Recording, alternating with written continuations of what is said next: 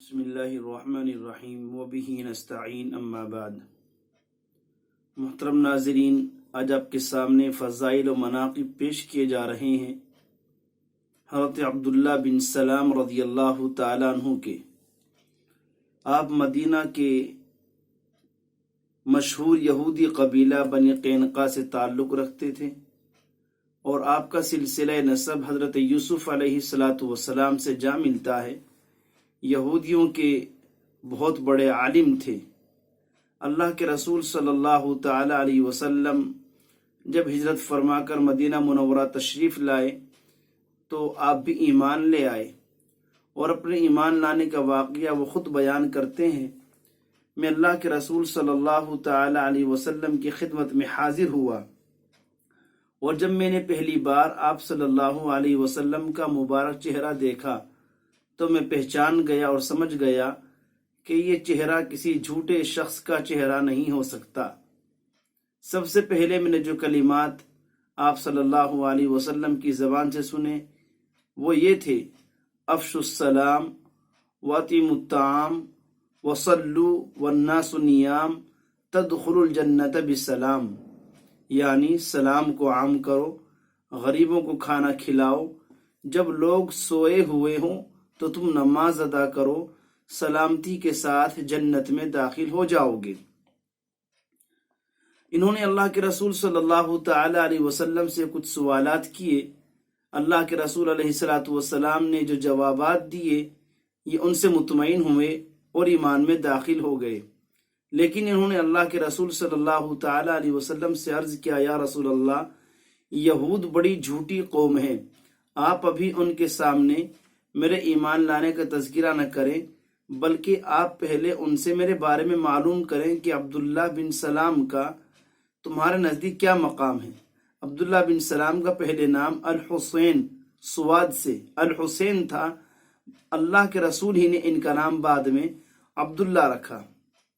چنانچہ آپ نے یہودیوں کے کچھ لوگوں کو بلایا اور بلا کر کے پوچھا کہ عبداللہ بن سلام یعنی الحسین کا تمہارے نزدیک کیا مقام ہے؟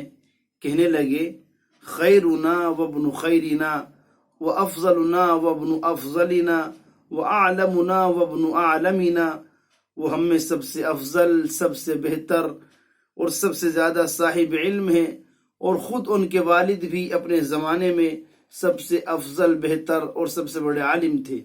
اللہ کے رسول علیہ السلام نے فرمایا: یہ بتلاؤ، اگر وہ مسلمان ہو جائیں تو اسلام کے بارے میں تمہاری کیا رائے ہوگی؟ کہنے لگے: یہ ہو ہی نہیں سکتا۔ اللہ کے رسول علیہ السلام نے یہ سوال کئی بار دہرایا، انہوں نے کہ ہر مرتبہ یہی کہا: یہ ہو ہی نہیں سکتا کہ عبداللہ یعنی الحسین مسلمان ہو جائیں۔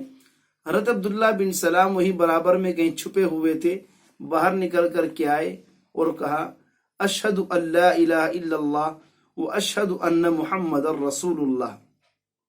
یہ کہنا تھا، یہود نے فوراً اپنی بات بدل دی اور کہنے لگے: شرنا وابن شرنا، وہ تو بدترین شخص ہیں اور ان کا باپ بھی ایسا ہی تھا۔ یہ سن کر حضرت عبداللہ بن سلام نے اللہ کے رسول علیہ السلام سے عرض کیا: یا رسول اللہ، مجھے ان لوگوں سے اسی بات کا خطرہ تھا۔ تو جیسا کہ آپ کو معلوم ہوا کہ عبداللہ بن سلام رضی اللہ تعالی عنہ کا اصل نام الحسین تھا، اور ان کا سلسلہ نسب یوسف علیہ السلام سے جا ملتا ہے۔ پھر یہ خود بھی یہودیوں کے بڑے عالم تھے، انہوں نے یہودیت کو ترک کر کے دین اسلام کو اختیار کر لیا تھا۔ اللہ کے رسول علیہ السلام نے ان کو بھی جنتی ہونے کی بشارت سنائی ہے۔ حضرت سعد بن ابی وقاص رضی اللہ تعالیٰ عنہ بیان فرماتے ہیں، ایک روز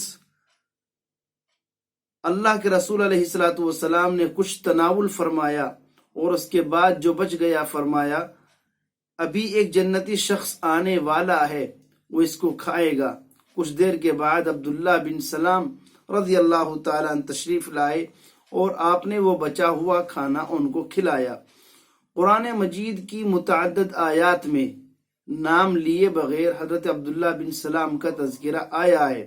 مثال کے طور پر وَشَهِدَ شَاهِدٌ مِّن بَنِي إِسْرَائِيلَ عَلَى مِثْلِهِ فَآمَنَ وَاسْتَكْبَرْتُم میں شاہد من بنی اسرائیل کا مصداق عبداللہ بن سلام ہے۔